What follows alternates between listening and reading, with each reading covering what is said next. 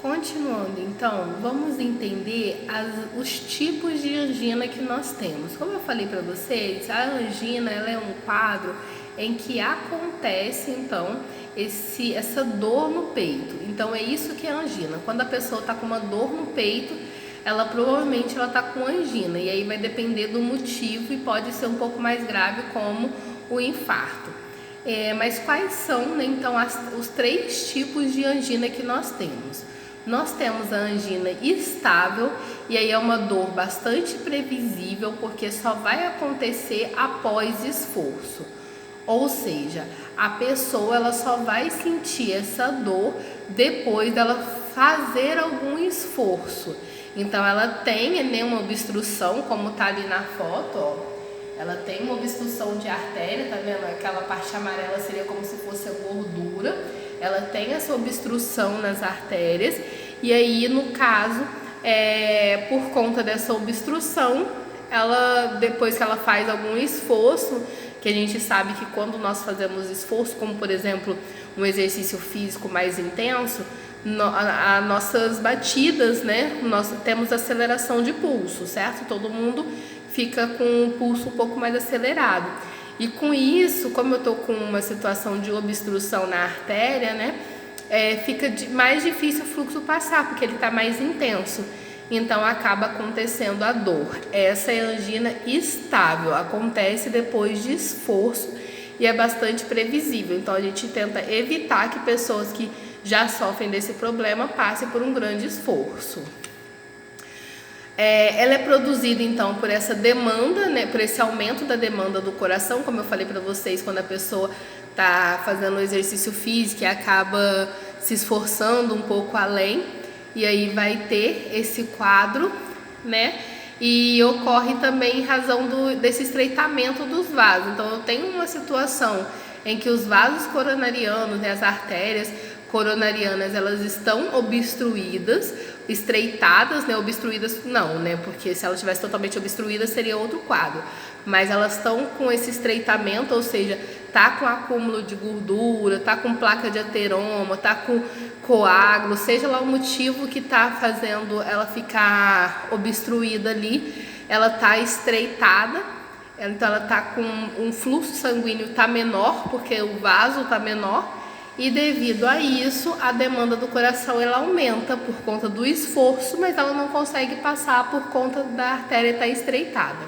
E com isso, então, eu vou ter essa angina estável, com essa dor no peito característica.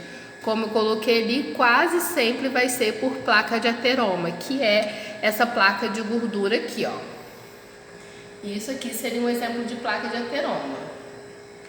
Então é muito comum na angina estável ela ser causada por esse tipo de problema. Há outro tipo de angina que a gente tem, é a angina instável, e essa acaba sendo um pouco mais perigosa, porque não tem como eu prever. Então ela é uma dor bastante reconhecida, mas que ocorre por esforços menores. Então, ou seja, enquanto a angina estável eu tenho que fazer um esforço físico grande, como por exemplo assim, eu tô sedentária há um tempo e vou resolver correr. Resolvo correr, fazer corrida, em vez de eu começar caminhando, eu quero correr. E aí eu começo a correr e eu começo a ter uma dor no peito forte por conta, né, desse esforço e de eu estar com alguma artéria estreitada.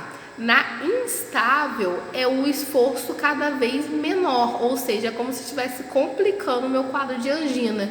Então subir uma escada já me causa dor no peito forte e às vezes até mesmo de repouso.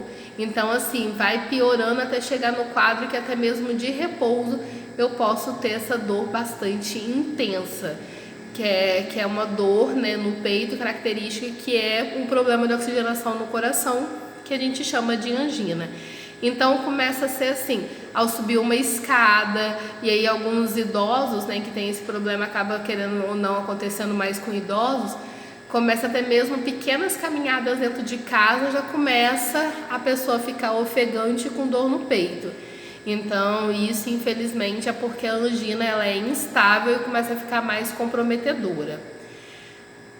Nesse quadro da angina instável, ela normalmente é causada por trombo, que como é que fala? É como se fosse aquele coágulo que a gente estava conversando, né?